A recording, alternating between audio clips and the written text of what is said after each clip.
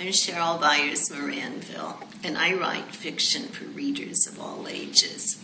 My most recent book from Disney Hyperion is a novel for young readers called The Hop. No matter what I write, whether it's historical fiction, realistic fiction, or magical realism, which The Hop is, I always bring a great deal of my personal interests and passions to the book, sometimes in ways I don't even understand when I start. But by the time I finish, I realize I sort of worked out some issues in addition to hopefully having written a fun book. So with The Hop, I was driven by 3 character traits, which you'll see if you go to the homepage of my website. I describe myself there as being a careless gardener, an amateur photographer, and a real writer. We moved about 30 years ago to a lovely little acreage at the edge of the earth where the nights were dark and the stars were bright and the sound of silence was heard everywhere.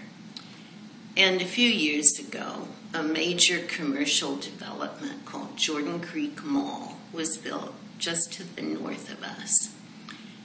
My dark nights were gone. My stars were gone. My quiet was gone. I still have my own little piece of the universe, but the bigger piece of the universe that had buffered me from the world was gone. And that was where the passion for writing The Hop came from. The story has 2 main characters, a young girl named Taylor and a very small toad named Tad. And the 2 of them find that their precious spots in the universe are threatened by a strip mall that's coming. And each in their own way devotes themselves individually to trying to keep this from happening.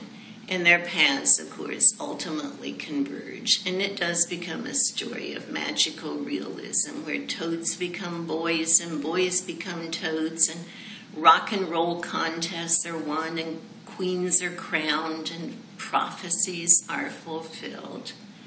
And at the end, of course, they prevail, unlike myself, who still has the big box stores to the north. Nonetheless, it was very satisfying to tell this story of a happy ending which preserves a little bit of paradise.